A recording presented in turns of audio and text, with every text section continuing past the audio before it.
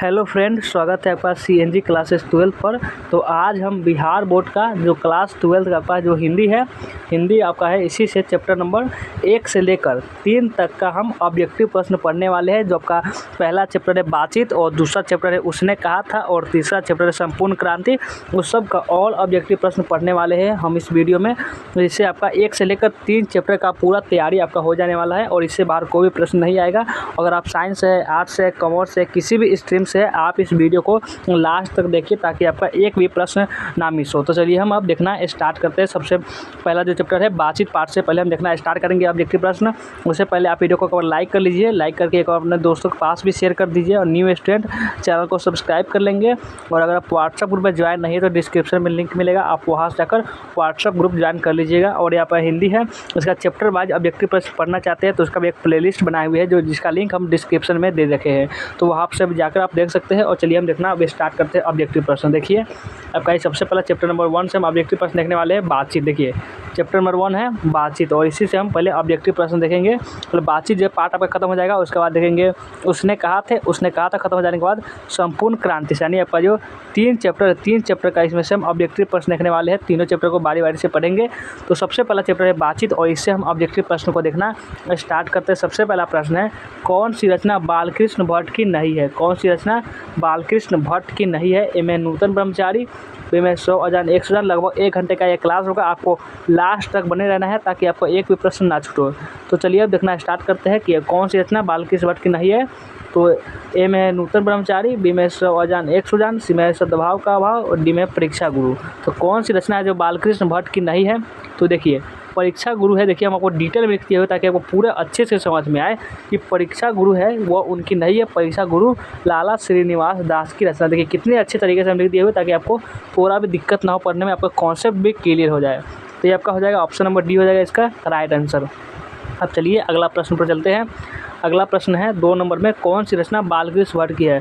और इस तीनों का आपको पीडीएफ लेना होगा, तो लास्ट में हम बनाएंगे कि इस तीनों चैप्टर का पीडीएफ आपको कहाँ से मिलेगा। तो इसीलिए लास्ट तक बने रहिएगा, हम लास्ट में बताएंगे इसका पीडीएफ आप कहाँ से डाउनलोड कर सकते हैं। देखिए 2 नंबर में एक क्वेश्चन है कि कौन सी रचना बालकृष्ण भट्ट की है? अभी था कि कौन सी रचना बालकृष्ण भट्ट की नहीं है, अभी था कि कौन सी रचना बालकृष्ण भट्ट की है। ए में रेल का विकट खेल, बी में कछुआ धर्म, सी में रेणुका, और डी में प्राच्य विधा। तो कौन सी रचना जो बालकृष्ण भट्ट की है? तो रेल का विकट खेल जो है ये आपका बालकृष्ण भट्ट की रचना है। किसकी रचना है?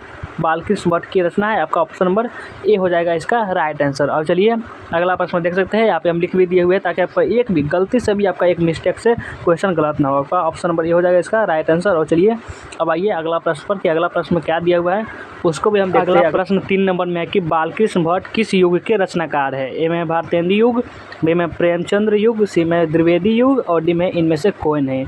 तो बालकृष्ण भट्ट जो है वह भारतेंदु युग के रचनाकार है, भारतेंदु युग। आपका ऑप्शन नंबर ए हो जाएगा इसका राइट आंसर। अब चलिए अगला प्रश्न पर देखिए, यहाँ पे भी दिया हुआ है भारतेंदु युग, यानी 100% करेक्ट आंसर है। अब चलिए अगला प्रश्न पर। अगला प्रश्न है 4 नंबर में, 4वां नंबर प्रश्न है कि रोबिन्सन क्रूसो ने 16 वर्ष के उपरांत किसके मुख से एक बात सुनी?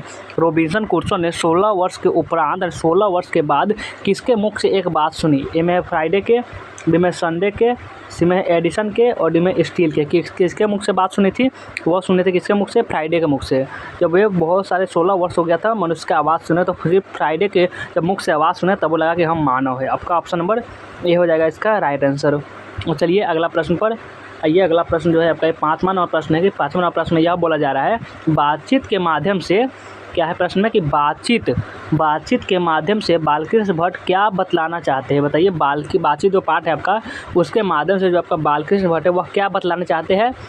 बातचीत की शैली, कि भाषण की शैली, कि संवाद की शैली, कि इनमें से कोई नहीं। क्या बतलाना चाहते हैं आखिर बातचीत पाठ के माध्यम से बालकृष्ण भट्ट? तो वह बतलाना चाहते हैं क्या? वह बातचीत की शैली बताना चाहते हैं कि बातचीत कैसे करनी चाहिए, बातचीत की शैली क्या है, वही बतलाना चाहते हैं। आपका ऑप्शन नंबर ए हो जाएगा इसका राइट आंसर। और चलिए अगला प्रश्न है 6 नंबर प्रश्न की बातचीत शीर्षक, क्या है प्रश्न में? बातचीत शीर्षक निबंध के निबंधकार कौन है? यानी बातचीत समझ में आएगा कि बातचीत तो आपका निबंध है, उसके निबंधकार यानी इसको लिखने वाले कौन है? जयप्रकाश नारायण, मोहन राकेश, नामवर सिंह, कि बालकृष्ण भट्ट। तो लिखने वाले बालकृष्ण भट्ट हो जाएंगे। आपका ऑप्शन नंबर डी हो जाएगा इसका राइट आंसर। और चलिए थोड़ा आप जल्दी देखते हैं क्योंकि हमका 3वां चैप्टर तक आपको देखना है। 3 चैप्टर आपका क्लियर करना है आपका हिंदी का, एक भी प्रश्न नहीं छूटने देना है, इसलिए आपको जल्दी जल्दी करते हैं। देखिए बातचीत साहित्य की कौन सी विधा है, बताइए। अब बातचीत जो साहित्य है वह कौन सी विधा है, इस प्रश्न का किसी भी स्टूडेंट का गलत जवाब नहीं होना चाहिए, क्योंकि बातचीत अभी बताया था कि बातचीत आखिर है क्या। तो बातचीत निबंध है आपका, एक कहानी नहीं है, उपन्यास नहीं है, नाटक नहीं है, ये आपका क्या है, ये आपका निबंध है। निबंध आपका ऑप्शन नंबर सी हो जाएगा इसका राइट आंसर। बातचीत पाठ एक निबंध है, दूसरा चैप्टर जो आपका उसने कहा था वो कहानी है। देख सकते हैं यहाँ पे निबंध दिया हुआ है। और अगला प्रश्न है 8 नंबर की, बालकृष्ण भट्ट किस काल के रचनाकार है। बालकृष्ण भट्ट जो है वह किस काल के रचनाकार है। ए में है आदिकाल, बी में भक्ति काल, सी में रीतिकाल, डी में आधुनिक काल। जो बालकृष्ण भट्ट है वह किस काल के हैं, तो वे आधुनिक काल के रचनाकार है। किस युग के पूछा जाए, अगर युग पूछा जाए तो भारतीय युग, और काल पूछा जाए तो आधुनिक काल। ये सब क्वेश्चन आपको याद रखना चाहिए, तो यही सब प्रश्न तो आपके आते हैं एग्जाम में। तो चलिए अगला प्रश्न पर, अगला जो प्रश्न है, अगला प्रश्न आपका ये 9 नंबर प्रश्न है। 9वां नंबर प्रश्न में क्या कहा जा रहा है, चलिए इसको देखते हैं। 9वां नंबर में प्रश्न है निबंध लेखन की दृष्टि से भारतेंदु युग कैसा था। निबंध लेखन की दृष्टि से भारतेंदु युग कैसा था, उर्वर कि अनुपयोगी कि प्रगतिशील कि प्रतिगामी। निबंध लेखन की दृष्टि से भारतेंदु युग क्या था, यह उर्वर था। उर्वर युग का मतलब वैसा युग जो वह युग में निबंध विकास कर रहा हो। देखिए कितना अपना अर्थ लिख दिए हुए ताकि आपको थोड़ा सा भी दिक्कत ना हो। इस प्रकार से आंसर आपको कहीं नहीं दिया जाएगा, क्योंकि हमने आंसर भी लिख दिया हुआ है, उसका व्याख्या भी कर दिए हुए है ताकि आपको अच्छे से समझ में आए कि उर्वर क्या होता है। उर्वर होता है जिसमें निबंध का विकास हो रहा हो। और आइए अगला प्रश्न 10 नंबर में है। 10वां नंबर प्रश्न है कि बोलने से मनुष्य के रूप का साक्षात्कार होता है। किसने कहा था, किसने कहा था कि जब तक मनुष्य बोलता नहीं है तब तक उसके रूप का साक्षात्कार नहीं होता है, यानी वो असली मानव नहीं होता है। तो ए में बेन जॉनसन, और बी में मार्क्स जॉनसन, और सी में नील जॉनसन, डी में लीन जॉनसन। बोलने से मनुष्य का रूप का साक्षात्कार होता है, यह किसने कहा था, तो यह बेन जॉनसन ने कहा था।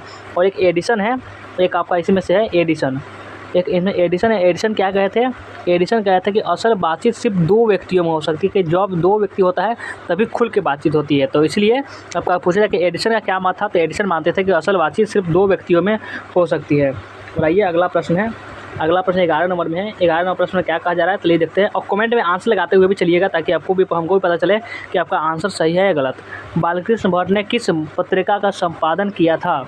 बालकृष्ण भट्ट ने किस पत्रिका का संपादन किया था। जैसे ये चैप्टर खत्म होगा उसके बाद हम उसने कहा था चैप्टर स्टार्ट करेंगे, उसके बाद हम करेंगे संपूर्ण क्रांति, यानी 3 चैप्टर हम करने वाले हैं। और लास्ट तक बने रहिएगा। और आप वीडियो को लाइक अभी तक नहीं किए हैं तो वीडियो को एक बार लाइक जरूर कर लेंगे। वीडियो को लाइक कीजिएगा तो और भी स्टूडेंट के पास से वीडियो पहुँचता है। तो बालकृष्ण भट्ट ने किस पत्रिका का संपादन किया था, तो किस पत्रिका का, तो बालकृष्ण भट्ट जो थे वे किए थे हिंदी प्रदीप का वे संपादन किए थे। यानी आपका ऑप्शन नंबर बी हो जाएगा इसका राइट आंसर। आपका हुंकार नहीं होगा, आर्यवत नहीं होगा, पंजाब केसरी भी नहीं होगा, आपका ऑप्शन नंबर बी हो जाएगा इसका राइट आंसर। और 11 नंबर प्रश्न जो है कि मनुष्य के बातचीत का उत्तम तरीका क्या है। मनुष्य के अगर बातचीत करने का जो तरीका, उत्तम तरीका यानी सबसे अच्छा तरीका क्या है, में है कि दृढ़तापूर्ण बात करना, और बी में है कि तर्कपूर्ण बात करना, सी में है कि भीड़ से बात करना, और डी में है कि अवाक होकर अपने आप से बातचीत करना। तो मनुष्य के बातचीत का जो उत्तम तरीका, सबसे अच्छा तरीका है कि अवाक होकर अपने से बातचीत कर लेना। ये आपका सबसे उत्तम तरीका है, यानी ऑप्शन नंबर डी हो जाएगा इसका राइट आंसर। बालकृष्ण भट्ट जी यही बताया हुआ है कि जो अपने से बातचीत कर लेते हैं वही उत्तम तरीका होता है मनुष्य की बातचीत करने का। और आइए अगला प्रश्न है, अगला प्रश्न 12 नंबर में है। 12 नंबर प्रश्न है कि बालकृष्ण भट्ट का जन्म कब हुआ था। बालकृष्ण भट्ट का जन्म कब हुआ था।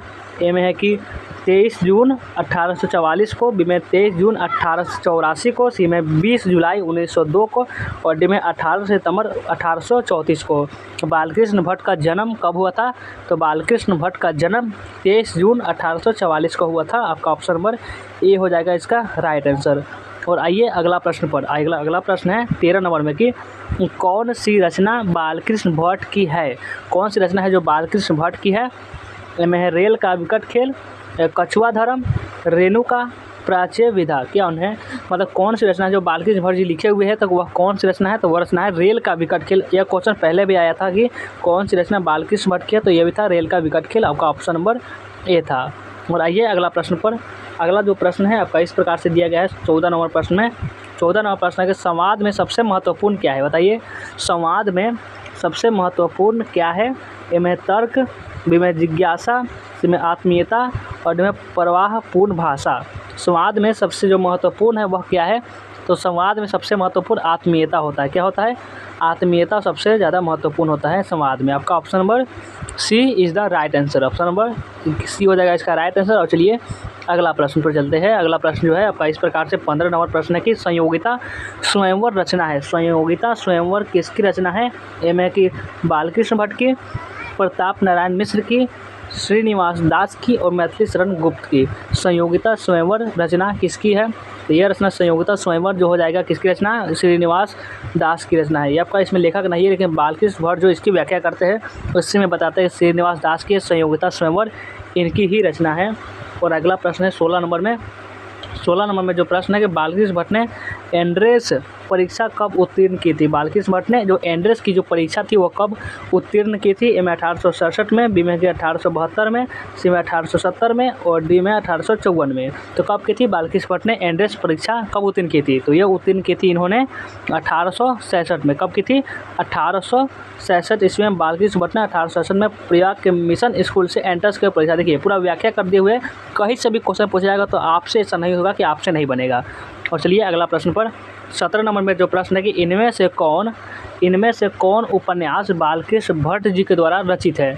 इनमें से कौन सा उपन्यास है जो भट्ट जी द्वारा रचित है, बालकृष्ण भट्ट जी द्वारा रचित है? इनमें गंगा लहरी, देवदास, नूतन ब्रह्मचारी, तोता मैना। कौन सी रचना है जो मतलब उपन्यास है जो बालकृष्ण भट्ट जी लिखे हैं? तो नूतन ब्रह्मचारी बालकृष्ण भट्ट जी ही लिखे हुए हैं। कौन? नूतन ब्रह्मचारी। आपका ऑप्शन नंबर सी हो जाएगा इसका राइट आंसर। और चलिए अगला प्रश्न पर आइए। अगला प्रश्न जो है आपका इस प्रकार से है, 18 नंबर प्रश्न है कि भट्ट जी यानी बालकृष्ण भट्ट जी ने हिंदी प्रदीप का संचालन कितने वर्ष किया था? भट्ट जी ने यानी बालकृष्ण भट्ट जी ने हिंदी प्रदीप का संचालन कितने वर्ष किया था? कितने वर्ष तक किए थे? एम है 28 वर्ष तक कि 36 वर्ष तक कि 33 वर्ष तक कि 27 वर्ष तक? कब तक किए थे? तो वे किए थे 33 वर्ष तक किए थे। 33 वर्ष तक आपका ऑप्शन नंबर सी हो जाएगा इसका राइट आंसर। और लास्ट तक रुके रहिएगा। आपका 30 चैप्टर का गारंटी है कि आपका एक भी प्रश्न एग्जाम में आएगा तो नहीं छूटेगा। पूरा ऑब्जेक्टिव प्रश्न ही करवा देंगे हम आज वीडियो में। तो 19 नंबर प्रश्न है बातचीत के जरिए भाप बनकर क्या निकल जाता है? बातचीत के जरिए यानी बातचीत करने पर भाप बनकर क्या निकल जाता है?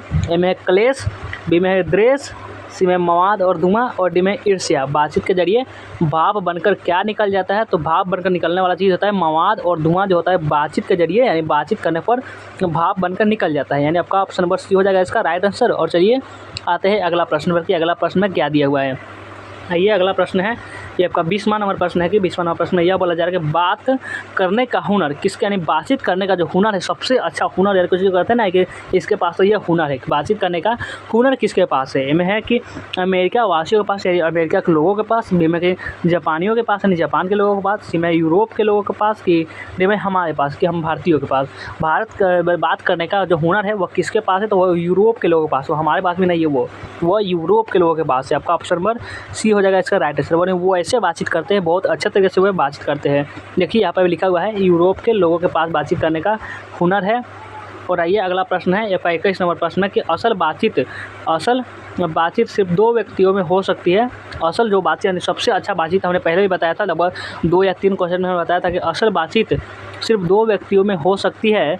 पर इसका किसका मत है या किसका मत है कि हो सकती है? ए में भट्ट जी का, बी में कि एडिसन का, सी में कि तुकाराम का और डी में नेहरू जी का। असल बातचीत सिर्फ 2 व्यक्तियों में हो सकती है, यह किसका मत है? तो वह मत अगर पूछा जाए तो ये एडिसन का मत है। हमने बताया था कि और बेन जॉनसन मानते थे कि बोलने से ही मनुष्य का रूप का साक्षात्कार होता है और एडिसन मानते हैं कि असल बातचीत 2 व्यक्तियों में ही हो सकती है। तो चलिए अगला प्रश्न पर आइए। अगला प्रश्न है आपका ये 22वां नंबर प्रश्न है कि हिंदी प्रदीप नामक मासिक पत्र निकालना प्रारंभ किया था, कब किए थे? हिंदी प्रदीप नामक मासिक पत्रिका कब से निकालना प्रारंभ किए थे?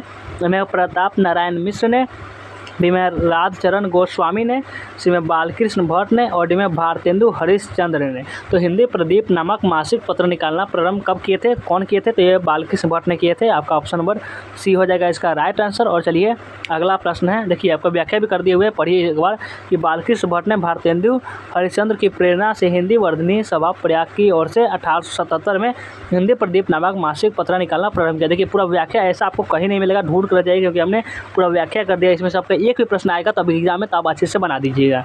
और चलिए अगला प्रश्न है आपका 23 नंबर प्रश्न में कि बालकृष्ण भट्ट का उपन्यास है, बालकृष्ण भट्ट का कौन सा है जो बालकृष्ण भट्ट का उपन्यास है? ए में कि कृतार्जुनीय, कि नूतन ब्रह्मचारी, कि नई रोशनी का विष, कि सीता वनवास। बालकृष्ण भट्ट का उपन्यास अगर बात किया जाए तो बालकृष्ण भट्ट का उपन्यास नूतन ब्रह्मचारी इसके हो जाएंगे उपन्यास। बालकृष्ण भट्ट का उपन्यास नूतन ब्रह्मचारी। और आइए अगला प्रश्न पर। अगला प्रश्न है, देखिए अगला प्रश्न क्या है। अगला प्रश्न 24 नंबर प्रश्न में बोला जा रहा है कि बालकृष्ण भट्ट ने किस पत्रिका का संपादन किया था। बालकृष्ण भट्ट ने किस पत्रिका का संपादन किया था। एम धर्मयुग का, कि काशी नगरी प्रचारिणा पत्रिका का, कि समालोचक का, कि हिंदी प्रदीप का। बालकृष्ण भट्ट ने किस पत्रिका का संपादन किया था। अगर पत्रिका पूछा जाए किस पत्रिका का, वह हिंदी प्रदीप नामक मासिक पत्रिका का वह संपादन किए थे। आपका ऑप्शन नंबर डी हो जाएगा इसका राइट आंसर। और चलिए अगला प्रश्न पर। अगला प्रश्न 25 नंबर में है कि आचार्य रामचंद्र शुक्ल ने, जो आपका आचार्य रामचंद्र शुक्ल ने निबंधकार के रूप में किसे अंग्रेजी साहित्य के एडिशन और स्टील की श्रेणी में रखा है। जगदीश चंद्र माथुर को, कि बालकृष्ण भट्ट को, कि प्रेमचंद्र को, कि प्रताप नारायण मिश्र को। किसको रखे हैं?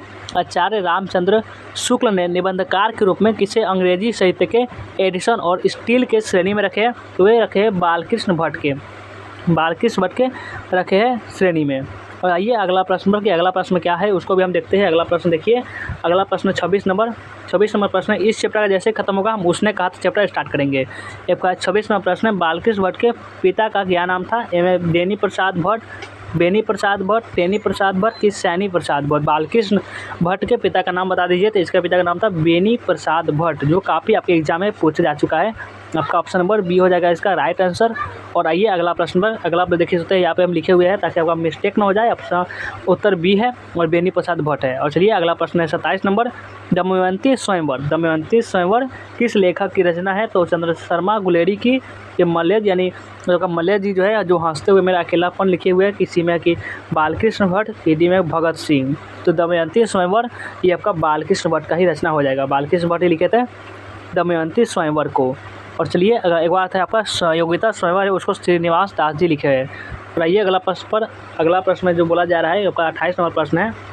28 नंबर प्रश्न है कि बातचीत शीर्षक निबंध के अनुसार रस का समुद्र किनकी बातों से उमड़ा चला आता है। यानी बातचीत शीर्षक जो पाठ है उसके अनुसार आपको बताना है कि किसके बातचीत से ऐसा लगता है कि रस का समुद्र किनकी बातों से उमड़ा चला आता है।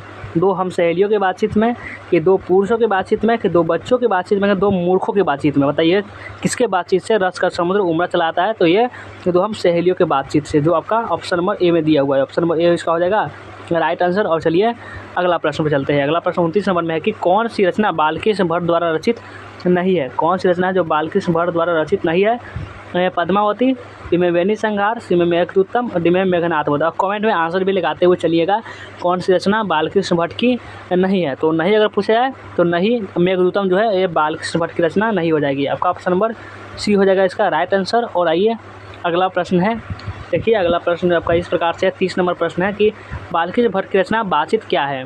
बालकृष्ण भट्ट की रचना बातचीत क्या है। एकांकी, कहानी, ललित निबंध, की यात्रा संवरण। क्या है बालकृष्ण भट्ट की रचना बातचीत पूछा जाए तो बातचीत ललित निबंध है। क्या है ललित निबंध। आपका ऑप्शन नंबर सी हो जाएगा इसका राइट आंसर। और चलिए अगला प्रश्न आपका 31 नंबर, आर्ट ऑफ कन्वर्सेशन सबसे ज़्यादा कहाँ के लोगों में प्रचलित है। आर्ट ऑफ कन्वर्सेशन किसे कहते हैं। तो ये बातचीत करने का एक कला होता है। आर्ट ऑफ कन्वर्सेशन उसे कहते हैं। कहाँ के लोगों में पाया जाता है। अफ्रीका में, कि भारत में, कि यूरोप में, कि कनाडा में। तो ये पाया जाता है यूरोप में। देखिए इसमें यूरोप का भी चर्चा है। यूरोप के लोगों में बातचीत करने का हुनर होता है, ऐसा बालकृष्ण भट्ट जी मानते हैं। तो चलिए अगला प्रश्न है, देखिए अगला प्रश्न आपका 32 नंबर प्रश्न है कि बातचीत से मन किस प्रकार का हो जाता है। बातचीत अगर कीजिएगा तो उससे मन किस प्रकार का हो जाता है। क्रोधपूर्ण, यानी क्रोध आता है। बीच में कि भारी और बोझिल, और सी में हल्का और स्वच्छ, कि इनमें से कोई नहीं। बातचीत से मन किस प्रकार का हो जाता है। और बातचीत करने से मन आपका होता है हल्का और स्वच्छ हो जाता है। किसी भी आपका कोई गम होगा तो बातचीत करिएगा तो आपका मन जो होगा वो आपका हल्का हो जाएगा। आपका ऑप्शन नंबर सी हो जाएगा इसका राइट आंसर। देखिए आंसर दिए हुए है कि नहीं, देखिए आंसर भी लिख दिए हुए है हल्का और स्वच्छ रहता है, ताकि आपका 100% करेक्ट आंसर बता सके। देखिए आपका 33 नंबर प्रश्न, बालकृष्ण भट्ट जी का निवास स्थान कौन सा है। बालकृष्ण भट्ट जी का निवास स्थान बता दीजिए। ए में लखनऊ उत्तर प्रदेश, बी में कि इलाहाबाद उत्तर प्रदेश, सी में कि मथुरा उत्तर प्रदेश, डी में वाराणसी उत्तर प्रदेश। तो बालकृष्ण भट्ट जी का निवास स्थान बता दीजिए। इसका निवास स्थान इलाहाबाद और उत्तर प्रदेश है। इलाहाबाद उत्तर प्रदेश। आपका ऑप्शन नंबर बी हो जाएगा इसका राइट आंसर। और चलिए अगला प्रश्न पर आइए। अगला प्रश्न में क्या दिया हुआ है उसको देखते हैं। अगला प्रश्न का 34 नंबर में है कि कौन सा उपन्यास कौन सा उपन्यास बालकृष्ण भट्ट द्वारा रचित है? ए में मेला आंचल, बी में गोदान, सी में 100 अजान एक सुजान और डी में अंतराल। कौन सा उपन्यास बालकृष्ण भट्ट द्वारा रचित है? तो ये उपन्यास 100 अजान और एक सुजान है, वो बालकृष्ण भट्ट द्वारा ये रचित है। आपका ऑप्शन नंबर सी हो जाएगा इसका राइट आंसर। और आइए अगला प्रश्न पर। अगला प्रश्न 35 नंबर में है कि 35 नंबर प्रश्न में यह बोला जा रहा है, नाटक के प्रारंभ में, कोई नाटक होता है उसके प्रारंभ में होने वाले मंगल पाठ को क्या कहा जाता है? नाटक के प्रारंभ में कोई पाठ हो रहा है तो उस पाठ को हम क्या कहते हैं? ए में भजन, बी में नांदी पाठ, सी में मंगलाचरण और डी में आरती। उसे क्या कहते हैं? तो उसे अगर नाटक के प्रारंभ में होने वाले पाठ को हम ये नांदी पाठ कहते हैं, जो आपका ऑप्शन नंबर बी में दे रखा है, नांदी पाठ कहते हैं हम उसे। और चलिए अगला प्रश्न पर। ये अगला प्रश्न में क्या दिया हुआ है? इस चैप्टर से अब लगभग खत्म ही हो चुका है अब ऑब्जेक्टिव प्रश्न। अब हम उसने कहा था चैप्टर से ऑब्जेक्टिव प्रश्न देखेंगे। किसने ना होने की सृष्टि गूंगी प्रतीत होती है? मतलब कौन ऐसा नहीं होगा जिसके कारण सृष्टि गूंगी प्रतीत होगी? ए में श्रवण शक्ति, बी में वाक शक्ति, सी में दिव्य शक्ति और डी में स्मरण शक्ति। तो अगर आपका वाक शक्ति यानी बोलने की शक्ति नहीं होगा तो ऐसा लगेगा ना कोई सृष्टि गूंगा है, यानी कोई बोल ही नहीं रहा है। तो आपका ऑप्शन नंबर बी हो जाएगा इसका राइट आंसर। और चलिए अगला प्रश्न है, इस चैप्टर का अंतिम प्रश्न है। अंतिम प्रश्न, जैसा काम वैसा परिणाम किस लेखक द्वारा रचित है? जैसा काम वैसा परिणाम किस लेखक द्वारा रचित है? ए में रामधारी सिंह दिनकर, बी में जयप्रकाश नारायण, सी में बालकृष्ण भट्ट और डी में मोहन राकेश। तो ये बालकृष्ण भट्ट द्वारा रचित है। आपका ऑप्शन नंबर सी हो जाएगा इसका राइट आंसर। तो हमने कितना अभी प्रश्न बताया था, इसमें से हम बताया था 37 प्रश्न, और 37 में से आपका कितना सही हुआ लिख दीजिएगा बातचीत आप कमेंट में। और इस चैप्टर से जितना भी आपका सही हुआ होगा एक बार कमेंट में बता दीजिएगा। तो अब उसने कहा था चैप्टर को चलते हैं। उसने कहा था चैप्टर से ऑब्जेक्टिव प्रश्न आप पढ़ते हैं। उसने कहा था पाठ से ऑब्जेक्टिव प्रश्न में सबसे पहला प्रश्न है कि भारतीय सिपाहियों का किसके साथ संघर्ष हुआ था? ए में फ्रांसीसी के साथ, बी में तुर्कों के साथ, सी में अंग्रेजों के साथ, डी में जर्मनी के साथ। यानी भारतीय सिपाहियों का किसके साथ संघर्ष यानी लड़ाई हुआ था? तो वो हुआ था जर्मनी के साथ। जर्मनी के साथ लड़ाई यानी संघर्ष हुआ था। आपका ऑप्शन नंबर डी हो जाएगा इसका राइट आंसर। बातचीत पाठ खत्म हो गया। अब उसने कहा था पाठ चल रहा है, ये खत्म होगा तो हम संपूर्ण क्रांति पाठ स्टार्ट करेंगे। यानी 3 चैप्टर में आपका एक भी प्रश्न छूटने नहीं देंगे। आपका 2 नंबर प्रश्न है कि सिख राइफल्स के जमादार लहना सिंह का नंबर क्या था? सिख राइफल्स के जमादार लहना सिंह का नंबर बताइए। 77 कि 105 कि 1805 कि 72। सिख राइफल्स के जमादार लहना सिंह जो था, जो लहना सिंह बहुत वीर सिपाही था, उसका क्या था नंबर क्या था? तो नंबर उसका 77 नंबर में था। वह 77 नंबर आपका option number A is the right answer. और चलिए अगला प्रश्न पर चलते हैं। अगला प्रश्न है, ये देखिए आपका 3वां नंबर प्रश्न है कि चंद्रधर शर्मा गुलेरी का जन्म कब हुआ था? बताइए चंद्रधर शर्मा गुलेरी का जन्म कब हुआ? देखिए जो जन्म वाला क्वेश्चन है ये आपको एग्जाम में कुछ पूछ देता है, तो इसलिए इसको आप ध्यान रखिएगा। जानते हैं आपको डिफिकल्ट होगा याद करने में, लेकिन कोशिश कीजिएगा याद करने का। चंद्रधर शर्मा गुलेरी का जन्म कब हुआ था? तो इनका जन्म अगर पूछा जाए तो बताइए इसका जन्म आपका हुआ था 7 जुलाई 1883 को। देखिए आप लिख देते हैं ताकि आपको गलत आंसर ना हो। आपका ऑप्शन नंबर ए हो जाएगा इसका राइट आंसर। और चलिए अगला प्रश्न पढ़ देखिए। अगला प्रश्न आपका 4 नंबर में है कि चंद्रधर शर्मा गुलेरी का, अब बताइए जन्म जान गए 7 जुलाई 1883 को। अब बताइए कि चंद्रधर शर्मा गुलेरी का निधन कब हुआ था? 11 सितंबर 1921 को, कि 12 सितंबर 1922 को, कि 13 सितंबर 1923 को, कि 14 सितंबर 1924 को। चंद्रधर शर्मा गुलेरी का जो निधन होता है वो निधन कब हुआ था? वो उनका निधन हुआ था 12 सितंबर 1922 को उनका निधन हुआ था। और चलिए अगला प्रश्न पर अब चलते हैं। आइए अगला प्रश्न पर। अगला प्रश्न जो है आपका इस प्रकार से है। देखिए अगला प्रश्न 5वां नंबर प्रश्न है कि चंद्रधर शर्मा गुलेरी का जन्म कहाँ हुआ था? चंद्रधर शर्मा गुलेरी का जन्म कहाँ हुआ था? ए में कि जबलपुर मध्य प्रदेश, बी में कि इटारसी मध्य प्रदेश, सी में जयपुर राजस्थान और डी में कि लम्ही वाराणसी। चंद्रधर शर्मा गुलेरी के अगर जन्म पूछा जाए तो जन्म आपका होगा जयपुर राजस्थान में इसका जन्म हुआ था। आपका ऑप्शन नंबर सी हो जाएगा इसका राइट आंसर। और चलिए अगला प्रश्न पर चलते हैं। आइए अगला प्रश्न आपका 6 नंबर में है कि ये प्रश्न जो आपका बहुत ही इंपॉर्टेंट प्रश्न है, गुलेरी जी ने किन पत्रिकाओं का संपादन किया था? ए में समालोचक, काशी नगरी, प्रचारिणा पत्रिका का, बी में धर्मयुग, सी में साप्ताहिक हिंदुस्तान और डी में कि वागर। तो यानी गुलेरी जी ने किन पत्रिकाओं का संपादन किया था? तो गुलेरी जी ने वो पत्रिका का संपादन किए थे, उनका नाम था समालोचक, काशी नगरी और प्रचारिणा पत्रिका का ये संपादन किए थे। आपका ऑप्शन नंबर ए हो जाएगा इसका राइट आंसर। और चलिए अगला प्रश्न पर आइए। अगला प्रश्न में है क्या कर रहा है, चलिए इसको देखते हैं। अगला जो प्रश्न है आपका 7वां नंबर प्रश्न है कि उसने कहा था कहानी की क्या विशेषता है? इस जो कहानी है आपका बहुत मस्त कहानी है, बहुत अच्छा कहानी है कि उसने कहा था कहानी की क्या विशेषता है, इसकी विशेषता बता दीजिए। ए में दिव्य प्रेम की कहानी है, तो यह प्रेम पर बलिदान की कहानी है, प्रेम पर कैसे लहना सिंह बलिदान कर लेता है। और सी में युद्ध की कहानी, इसमें बहुत युद्ध होता है। और डी में उपयुक्त तीनों, तो उसने कहा था कैसी इसकी विशेषता क्या है, तो देखिए उपयुक्त तीनों यानी ये युद्ध की भी कहानी है, प्रेम पर बलिदान की भी कहानी है, दिव्य प्रेम की भी कहानी है, यानी ऑप्शन नंबर डी इसका हो जाएगा राइट आंसर। और चलिए अब आइए अगला प्रश्न पर। अगला प्रश्न देख सकते हैं यहाँ पे हम लिखे हुए है, आपका ऑप्शन नंबर डी ही होगा। और आइए अगला प्रश्न आपका 8 नंबर में है कि किस पाठ से यह युक्ति आई है, किस पाठ में यह युक्ति आई है ना, किस पाठ में यह बोला गया है और क्या बोला गया है, इसका क्वेश्चन को पढ़ लीजिए कि किस पाठ से यह युक्ति आई है कि मृत्यु के कुछ समय पहले स्मृति बहुत साफ हो जाती है, यानी पूरा साफ साफ दिखने लगता है, अपना ये पूरा याददाश्त चल रहा होता है। उसने कहा था में बोला गया है कि सुखमय जीवन में, कि बुद्ध का काटा, कि भोगे हुए दिन। किस पाठ से यह युक्ति आई है कि मृत्यु के कुछ समय पहले स्मृति बहुत साफ हो जाती है। तो ये उसने कहा था में आया है ये कहानी में, जब लहना सिंह की मृत्यु हो रही होती है तो पूरा ख्याल जो आपका बचपन से लेकर उसके जब तक था वहाँ का पूरा ख्याल उसके दिमाग में चल रहा होता है। और आइए अगला प्रश्न पर। अगला प्रश्न 9 नंबर में है कि उसने कहा था कहानी के नायक बता दीजिए। उसने कहा था जो कहानी है उनके नायक कौन है, इनमें लहना सिंह, तो इनमें बोधा सिंह, सी में वजीरा सिंह, डी में कि हजारा सिंह उसका सूबेदार था। तो उसने कहा था कहानी का नायक कौन था, तो नायक लहना सिंह इसका नायक था इस कहानी का। अगर आपके ये बोर्ड एग्जाम में पूछा जाता है, पूछेगा कि नायक कौन बताइए, तो नायक लहना सिंह, याद रखिएगा। और 10वां नंबर प्रश्न है उसने कहा था किस प्रकार की कहानी है बताइए। अभी बताया था कि उसने कहा था कहानी किस प्रकार की कहानी है, इनमें चरित्र प्रधान, में कर्म प्रधान, सी में धर्म प्रधान और डी में कि वात्सल्य प्रधान। उसने कहा था कहानी किस प्रकार की कहानी है, तो वह कहानी कर्म प्रधान है, यानी अपने कर्म पर प्रधान कहानी है। आपका ऑप्शन नंबर बी हो जाएगा इसका राइट आंसर। और चलिए अगला प्रश्न पर चलते हैं। अगला प्रश्न आपका 11 नंबर में है कि 11 नंबर प्रश्न है उसने कहा था कहानी में किस शहर के, इसने कहा था जो कहानी है इसमें किस शहर का चित्रण है, ए में अमृतसर, बी में लुधियाना, सी में जयपुर और डी में लखनऊ। उसने कहा था कहानी में किस शहर का चित्रण है, बता दीजिए किस शहर का चित्रण है, तो वह अमृतसर का चित्रण है इस कहानी में। कौन सी कहानी में, उसने कहा था कहानी में अमृतसर के जो शहर है उसका चित्रण किया गया है। और चलिए अगला प्रश्न पर 12 नंबर प्रश्न के लहना सिंह, क्या प्रश्न है, लहना सिंह के गांव का नाम बता दीजिए कि क्या था लहना सिंह के गांव का नाम, ए में मगरे, बी में माझे, सी में कटरा, डी में तेलघरिया। यानी लहना सिंह के गांव का जो नाम है, गांव किस गांव में रहता था, तो वह माझे का लहना सिंह। आपको कहानी में सुनेंगे कि माझे का लहना सिंह, यानी माझे में रहता था कौन, लहना सिंह। आपका option number B is the right answer. और चलिए अगला प्रश्न पर चलते हैं। अगला प्रश्न है आपका 13 नंबर में। 13 नंबर में जो प्रश्न है कि लहना सिंह, जो आपका लहना सिंह है वो किस पद पर था, सूबेदार के, बी में लेफ्टिनेंट के, किसी में जमादार के, कि डी में कि मेजर के। देखिए आप जानते हैं कि सूबेदार के पद पर कौन था, सूबेदार के पद पर था ये आपका हजारा सिंह जो था वह सूबेदार के पद पर था। और लहना सिंह कौन से पद पर, ये आपका जमादार के पद पर था लहना सिंह, ये लहना सिंह जमादार के पद पर था, यानी ऑप्शन नंबर सी इसका हो जाएगा राइट आंसर।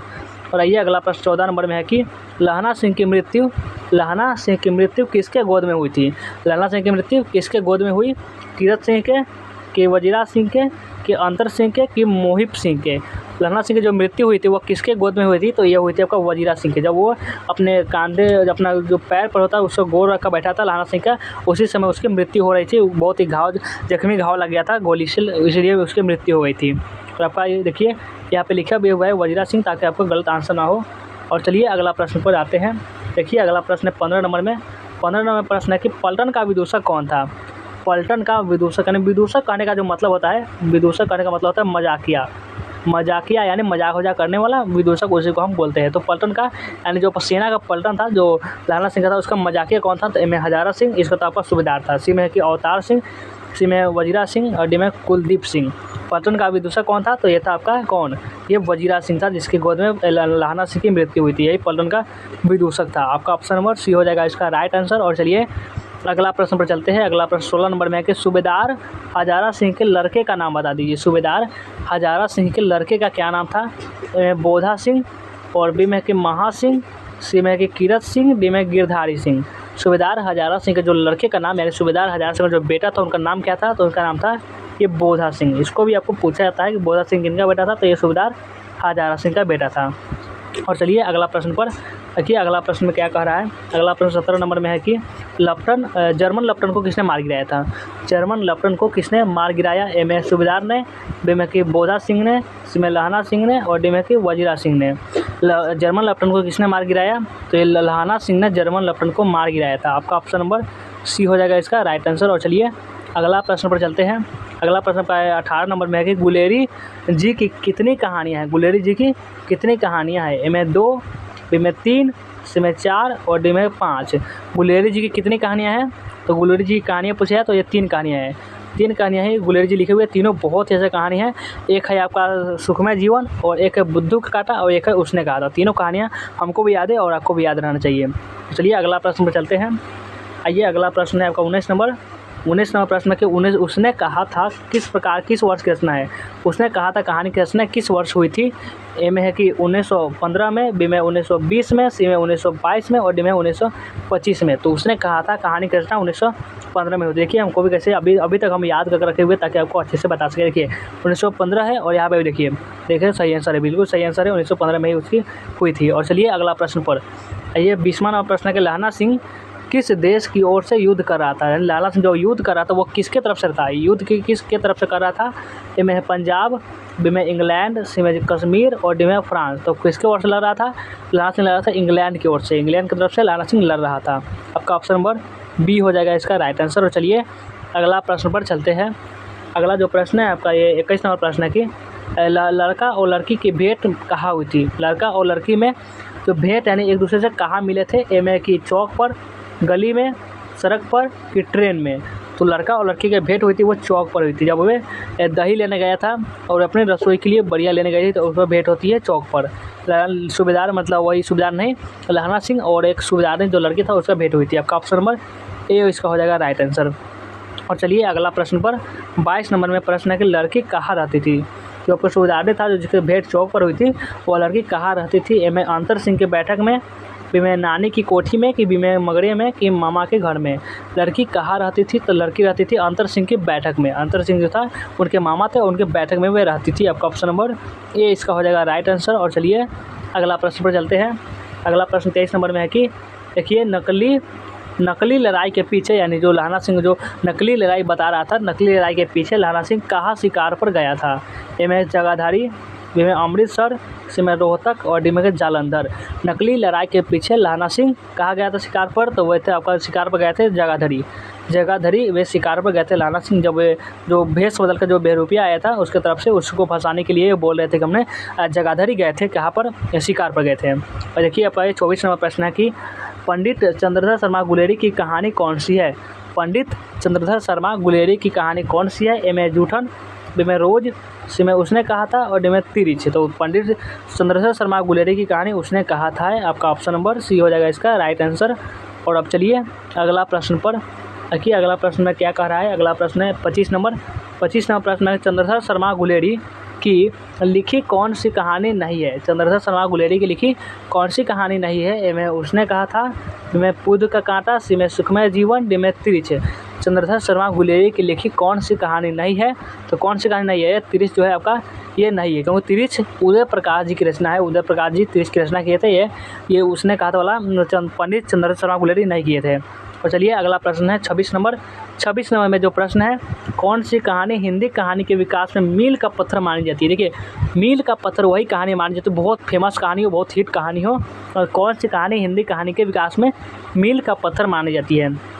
इनमें पंच परमेश्वर पुरस्कार उसने कहा था कि तीनों ही।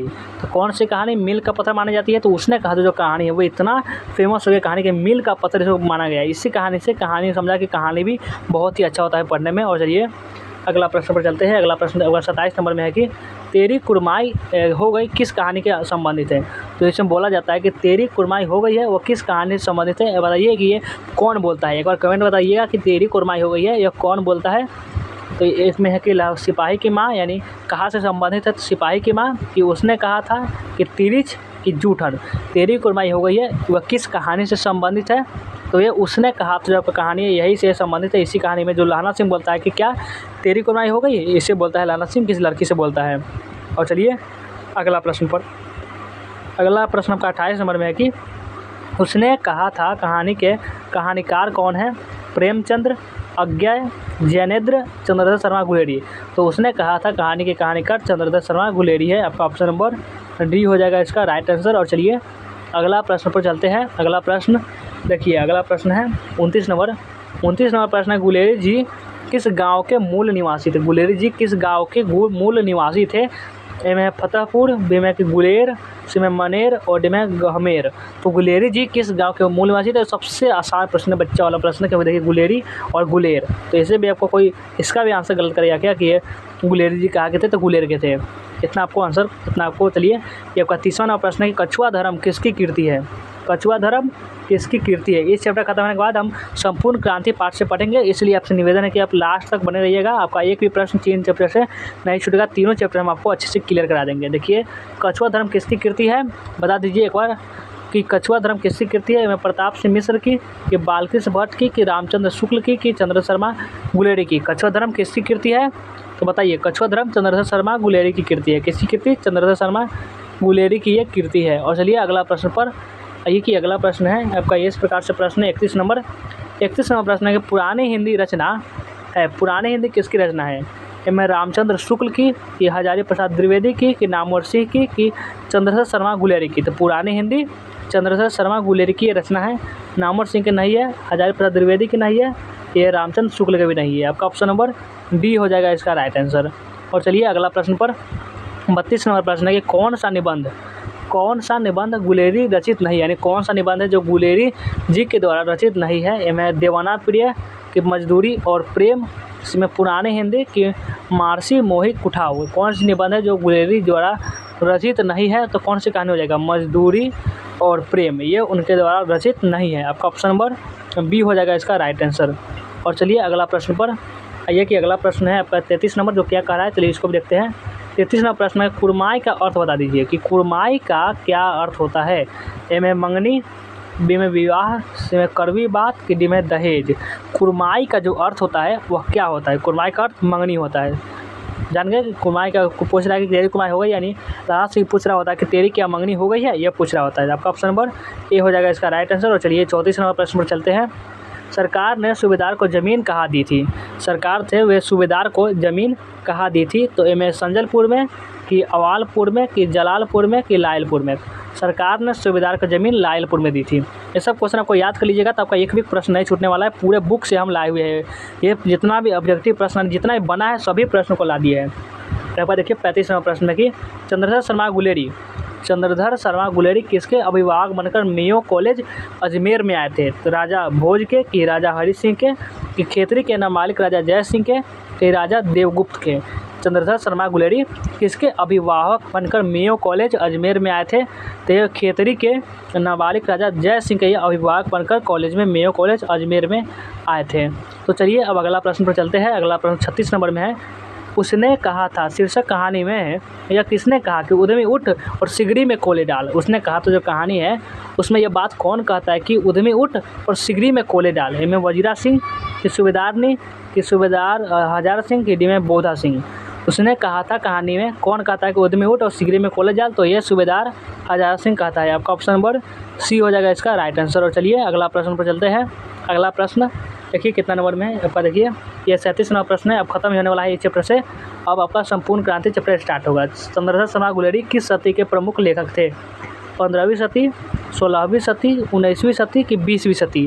चंद्रशेखर शर्मा गुलेरी किस सदी के प्रमुख लेखक थे? तो वैसे 20वीं सदी के। देखिए सदी भी पूछा जाता है आपके एग्जाम में, इसलिए इसको भी आप थोड़ा ध्यान में रखिएगा और ज़्यादा नहीं रखना। चलिए अगला प्रश्न पर चलते हैं।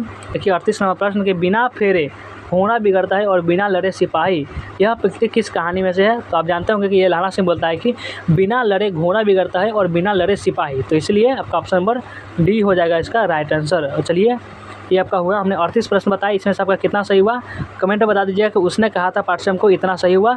और आप चलते हैं संपूर्ण क्रांति पाठ को से ऑब्जेक्टिव प्रश्न को देखना स्टार्ट करते हैं। अब चलिए संपूर्ण क्रांति पाठ से अब ऑब्जेक्टिव प्रश्न पढ़ते हैं। सबसे पहला प्रश्न है संपूर्ण क्रांति पाठ का, जिसको जयप्रकाश नारायण जी लिखे हुए हैं। ये आपका हिंदी का तीसरा चैप्टर है।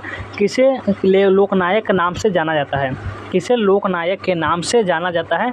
महात्मा गांधी को, जयप्रकाश नारायण को, कि महाकवि जायसी को, कि बाल गंगाधर तिलक को? किसे लोकनायक के नाम से जाना जाता है? तो देखिए जयप्रकाश नारायण को लोकनायक यानी लोगों का नायक के नाम से जाना जाता है। आपका ऑप्शन नंबर बी हो जाएगा इसका राइट आंसर। और चलिए अगला प्रश्न पर चलते हैं कि अगला प्रश्न 2 नंबर में कि जयप्रकाश नारायण ने संपूर्ण क्रांति वाला ऐतिहासिक भाषण कब और कहाँ दिया था। इतना समझिए कि जो जब संपूर्ण क्रांति पाठ है, एक भाषण है जिसको कहाँ दिए थे, तो ये पटना के गांधी मैदान में दिए थे। पटना के गांधी मैदान में कब दिए थे? 5 जून 1974 को दिए थे। देखिए आपका ऑप्शन नंबर डी में दिख रहा है, तो ये आपका हो जाएगा करेक्ट आंसर। आपका ये सी नहीं होगा, ये आपका बी नहीं होगा और ए नहीं होगा। आपका ऑप्शन नंबर डी हो जाएगा इसका राइट आंसर। और चलिए अगला प्रश्न पर चलते हैं। ये जयप्रकाश नारायण जी दे रहे होते हैं ये भाषण। और चलिए अगला प्रश्न जो है आपका देखिए, ये अगला प्रश्न आपका ये 3 नंबर है। 3वां नंबर प्रश्न है जयप्रकाश नारायण ने बचपन का नाम तो क्या था? इनका बचपन में क्या नाम था वो बताना है आपको। जयप्रकाश नारायण के बचपन का नाम क्या था? ए में बिट्टू, बी में मोनू, सी में किट्टू और डी में बाउल। जयप्रकाश नारायण के बचपन का नाम बता दीजिए। तो बचपन का नाम इनका बाउल था। क्या था? बाउल। बचपन का नाम बाउल हो जाएगा। आपका ऑप्शन नंबर या डी हो जाएगा इसका राइट आंसर। और चलिए अगला प्रश्न पर चलते हैं। अगला प्रश्न 4 नंबर में है कि 4वां नंबर प्रश्न है जयप्रकाश नारायण ने किस साल छात्र आंदोलन का नेतृत्व किया था? किस साल किए थे वे छात्र आंदोलन का नेतृत्व? ए में 1973 में, कि 1976 में, कि 1974 में, कि 1977 में।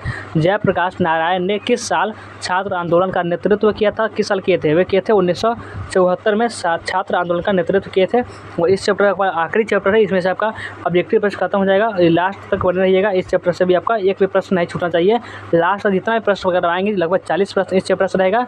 तो जितना प्रश्न आपका ऑल ऑब्जेक्टिव करवा रहे हैं, जितना भी आपको, इसीलिए ताकि आपको एग्जाम में कहीं से भी प्रश्न पूछे तो आपसे न बने, ऐसा हो ना सके, इसलिए आपको ये करवा रहे हैं। तो चलिए आपका इसका राइट आंसर बता दीजिए, क्या हो जाएगा इसका राइट आंसर कि जयप्रकाश नारायण ने किस साल छात्र आंदोलन का नेतृत्व किया था? ये किए थे 1974 में। तो चलिए अगला प्रश्न पर आइए कि अगला प्रश्न है आपका 5 नंबर। 5वां नंबर प्रश्न है जयप्रकाश नारायण के पिताजी का नाम क्या था? जयप्रकाश नारायण के पिता का नाम बता दीजिए। हमें जयप्रकाश नारायण के पिता का नाम ए में था कि दीनदयाल, बी में हर्षु दयाल, सी में राम दयाल और डी में कि सर्वेश दयाल। तो जयप्रकाश नारायण के पिताजी का नाम था हर्षु दयाल। हर्षु दयाल इनके पिताजी का नाम था। और माता जी का क्या नाम था? आप लोग एक बार कमेंट में करिएगा कि माता जी का नाम। और आपका ये देखिए 6 नंबर प्रश्न है कि संपूर्ण क्रांति के रचनाकार है। संपूर्ण क्रांति के रचनाकार कौन हो जाएंगे? ए में है कि जे कृष्णमूर्ति, बी में भगत सिंह, सी में जयप्रकाश नारायण और डी में इनमें से कोई नहीं। संपूर्ण क्रांति के रचनाकार यानी संपूर्ण क्रांति जो भाषण है उसको दिए थे जयप्रकाश नारायण, तो इसके रचनाकार भी यही हो जाएंगे। आपका ऑप्शन नंबर सी हो जाएगा इसका राइट आंसर। और चलिए अगला प्रश्न पर आइए। अगला प्रश्न जो है आपका इस प्रकार से है। आपका 7वां नंबर प्रश्न है कि किसने कहा था कि अभी न जाने कितने मीलों इस देश की जनता को जाना है? यानी ये कौन बोले थे कि अभी न जाने कितने मील है जो इस देश की जनता को जाना है? ए में महात्मा गांधी, बी में कि ये डॉक्टर राजेंद्र प्रसाद, सी में जवाहरलाल नेहरू और डी में कि लाल बहादुर शास्त्री। किसने कहा था अभी ना जाने कितने मीलों इस देश की जनता को जाना है? तो ये क्या थे? जवाहरलाल नेहरू बोले थे कि अभी न जाने कितने मीलों इस देश की जनता को जाना है। आपका ऑप्शन नंबर सी हो जाएगा इसका राइट आंसर। और आपका चलिए 8वां नंबर प्रश्न है। और एक बार वीडियो को अगर लाइक भी कर लीजिएगा, और न्यू स्टूडेंट क्या करेंगे, चैनल को सब्सक्राइब भी कर लेंगे। और चलिए लास्ट तक बने रहिएगा। और चलिए हम देखते हैं 8वां नंबर प्रश्न कि किस अस्पताल में दिनकर का निधन हुआ था? इनमें अपोलो अस्पताल, श्री राम नर्सिंग होम, कि PMSCH पटना और डी में है कि Willingdon nursing home.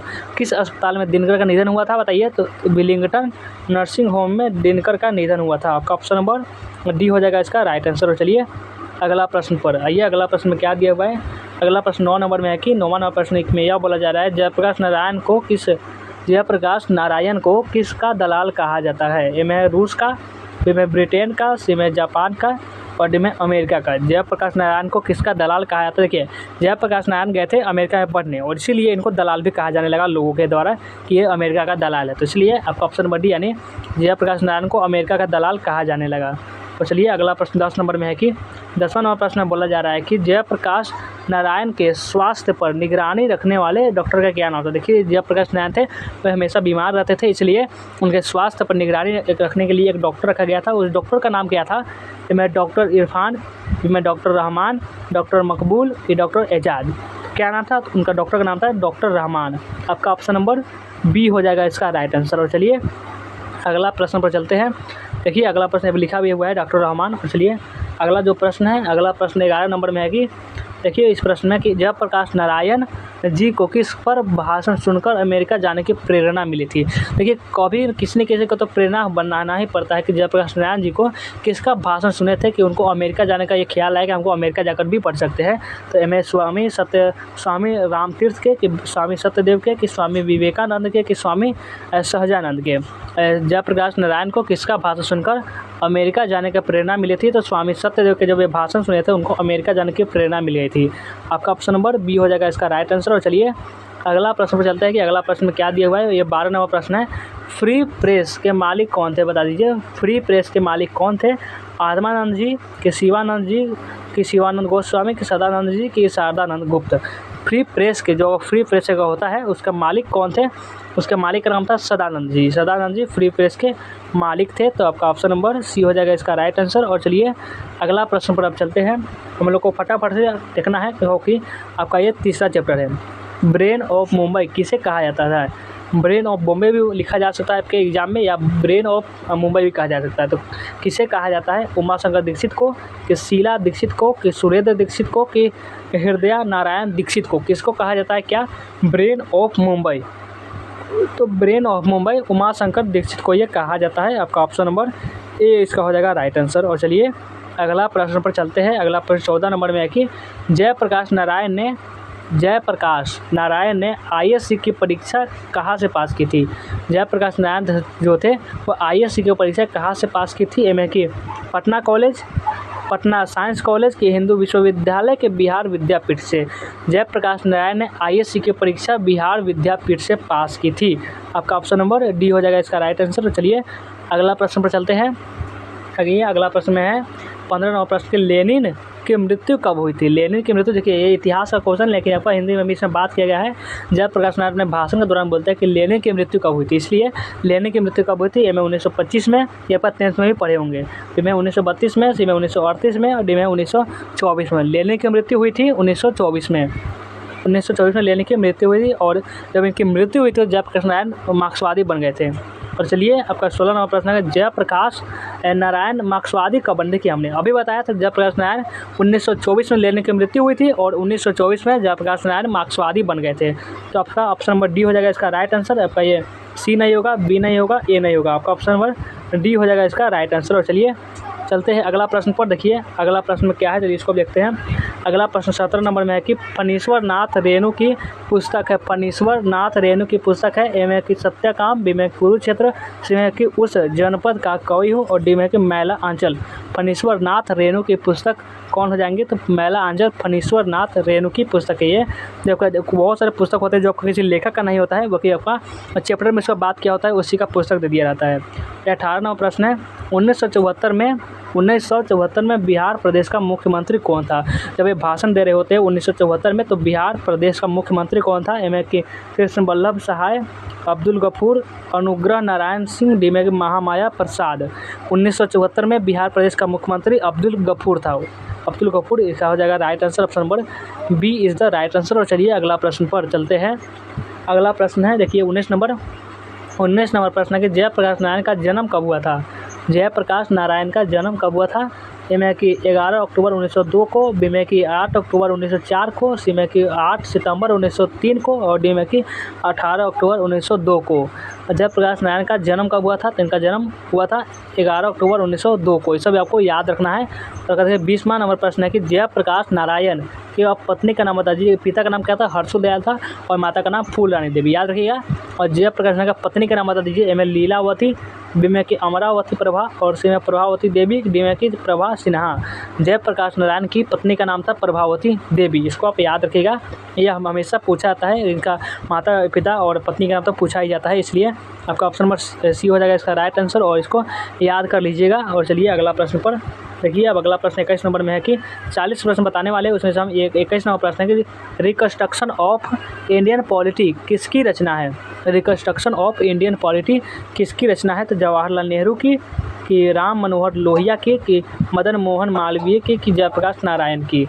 Reconstruction of Indian polity Jayaprakash Narayan की रचना है। इनका ज़्यादा रचना नहीं है, लेकिन जो है आपका ये हमेशा पूछ देता है एग्जाम में। और आइए 22 नंबर प्रश्न पर कि प्रजा सोशलिस्ट पार्टी का गठन कब हुआ था? प्रजा सोशलिस्ट पार्टी का गठन कब हुआ था? 1949 में कि 1947 में कि 1962 में कि 1952 में? प्रजा सोशलिस्ट पार्टी का जो गठन हुआ था, पार्टी का गठन 1952 में हुआ था। प्रजा सोशलिस्ट पार्टी का गठन 1952 में। और चलिए अगला प्रश्न पर चलते हैं। आइए कि अगला प्रश्न क्या दिया हुआ है। अगला प्रश्न 23 नंबर में है कि जयप्रकाश नारायण को भारत रत्न की उपाधि दी गई थी। कब दी गई थी?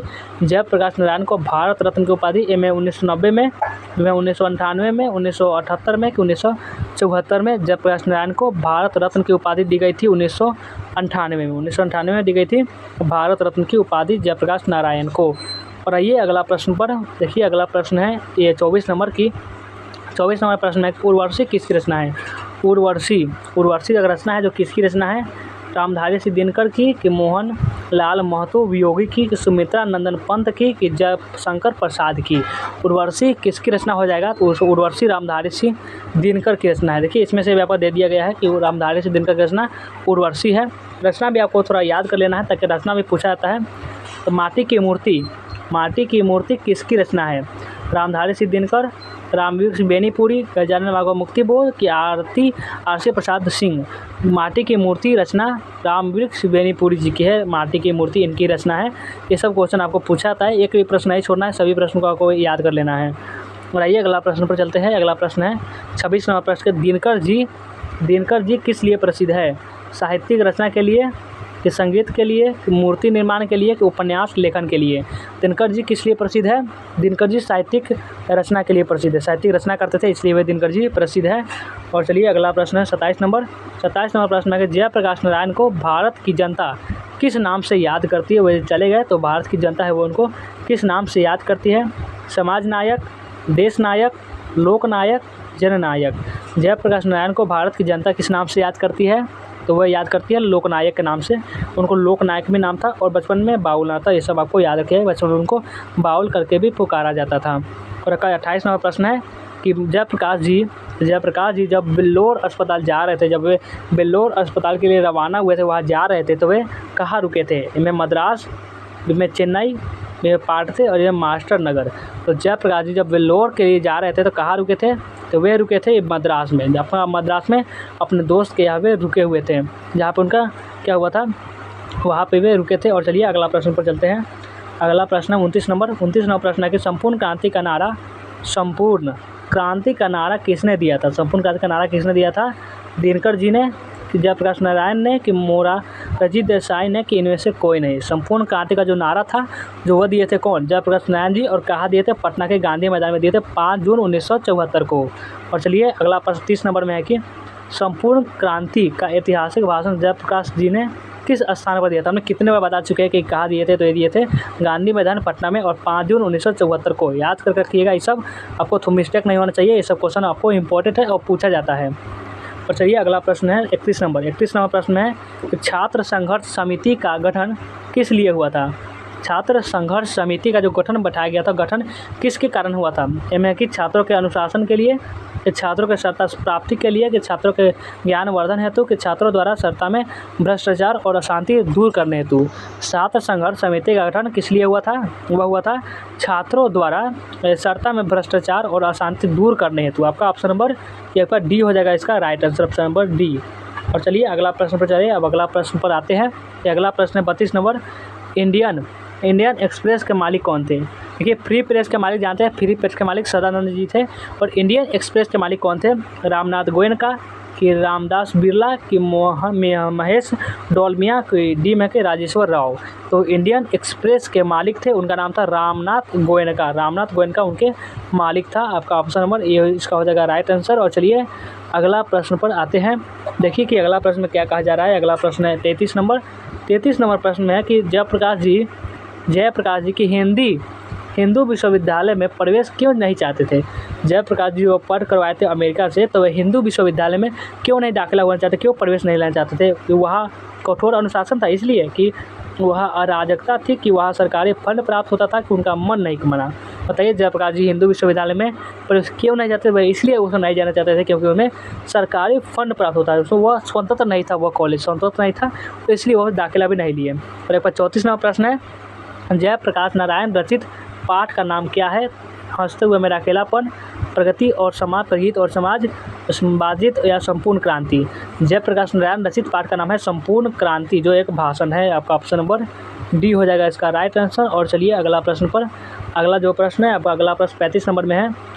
Reconstruction of Indian polity Jayaprakash Narayan की किस रचना विधा से संबंधित है?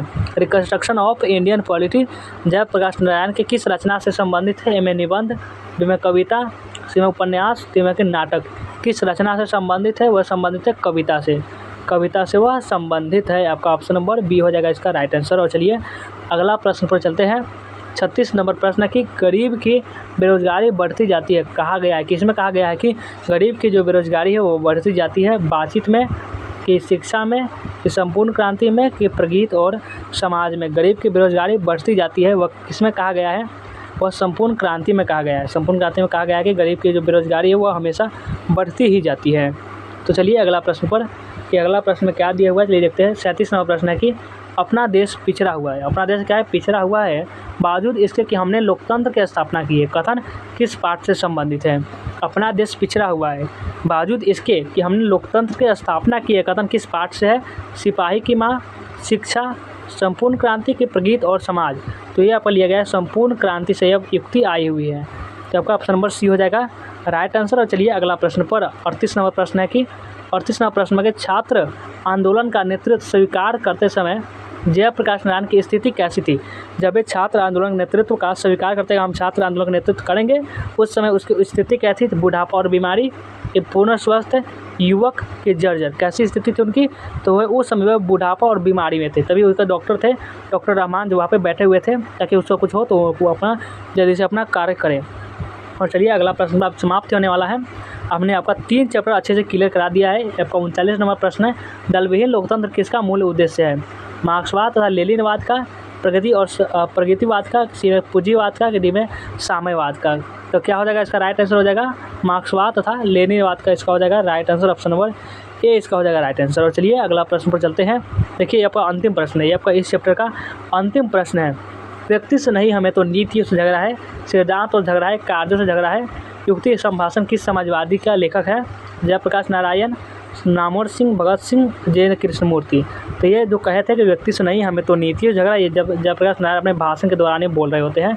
तो हमने आपको इसमें 40 प्रश्न बताया, तो आपको कुल आपका कितना सही हुआ? जितना ऑब्जेक्टिव प्रश्न बताया उसमें कितना सही हुआ एक बार कमेंट बता दीजिएगा।